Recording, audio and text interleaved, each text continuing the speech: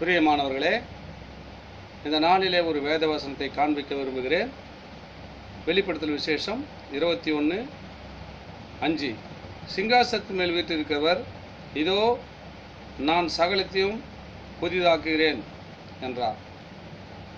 பரலோகத்தில் இருக்கிற பிதா உங்களை பார்த்து இந்த நாளிலே பேசுகிற வார்த்தை.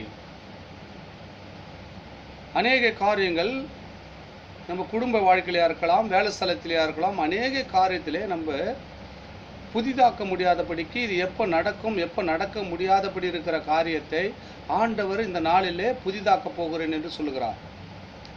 உங்கள் வாழ்க்கை காரியத்திலுமா இருக்கலாம், வேலை ஸ்தலத்தில் இருக்கிற காரியமாக இருக்கலாம். இத்தனை நாள் பாடுபடுகிறேன், ஒரு பிரயாசம் படவில்லையே, என் வாழ்க்கையில் ஒரு அற்புதம் நடக்கவில்லையே, ஒரு அதிசயம் காணக்கூடியவில்லையே என்று நினைத்து பார்த்து கொண்டுகிற எங்கள் அன்பு பிள்ளைகளே, ஆண்டவர் இந்த நாளிலே உங்களை பார்த்து சொல்லுகிறார், நான் புதிதாக்க போகிறேன்.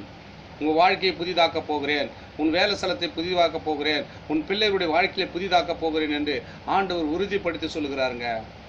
பயப்படாதீங்க. எந்த காரியத்தை குறித்தும் எல்லாத்தையும் சகலத்தையும் அவர் உண்டாக்கினவர், அவர் சகலத்தையும் சிருஷ்டித்தவர். அவர் தான் சொல்கிறாரு, நான் அனைத்தையும் உன் வாழ்க்கையில் இத்தனை நாள் பாடுபட்டிருந்த உன் காரியம், எதெல்லாம் எதிர்பார்த்து சோர்வடைந்த காரியத்தை, அது முடங்கியிருந்த காரியத்தை நான் புதிதாக்க போகிறேன், ஆசீர்வதிக்க போகிறேன் என்று சொல்லுகிறார். இந்த நாளிலே இந்த வார்த்தை கேட்ட அன்பு பிள்ளைகளே, உங்கள் வாழ்க்கையில் இப்படியாப்பட்ட சோர்வு நிலைமை இருந்தால் இயேசு இந்த நாளிலே உங்களை புதிதாக்கி ஆசீர்வதித்து நடத்த போகிறார். ஆமேன், ஆமேன். God bless you.